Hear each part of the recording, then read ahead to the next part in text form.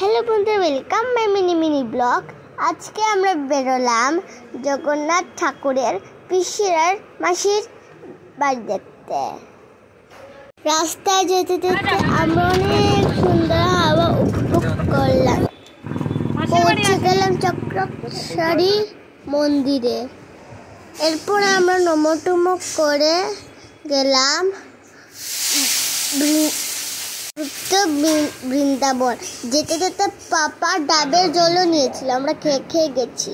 ওখানে সীতা, রাম, জগন্নাথ ওরা ছিল, আর কৃষ্ণ ঠাকুরও ছিল, সোনার গৌরাঙ্গ ছিল।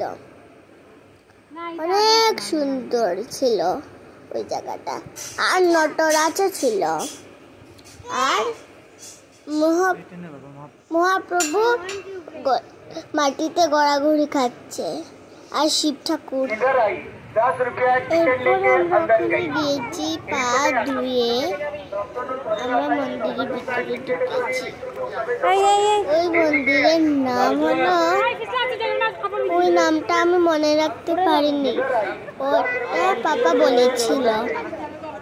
এরপরে আমরা চাউলার গুড়ের পিঠা খেলাম। এরপরে আমরা ওই চালের পিঠা খেয়েছিলাম, অনেক স্বাদ ছিল। তারপর আমরা দেখলাম সাবিত্রী সত্যবানের মূর্তি। তারপর আমরা এসে গেলাম জগন্নাথ ঠাকুরের পিসির ঘরে। ওখানে দরজা বন্ধ ছিল, তাই জন্য আমরা বাড়ি থেকে নামা করলাম। মন্দিরটার নাম গুন্ডিচা মন্দির। এরপর আমরা হোটেলে আসলাম, খেয়ে দিয়ে হোটেলে গেলাম, তখন বৃষ্টিও এসে গেছিল। আজকেই আমাদের পুরী ঘোরা শেষ, আমাদের বিকেলে ট্রেন আছে। কেমন লাগলো সবাই জানাবেন। বাই বাই, দেখা হবে আর একটা ব্লগে। আজকের জন্য টাটা।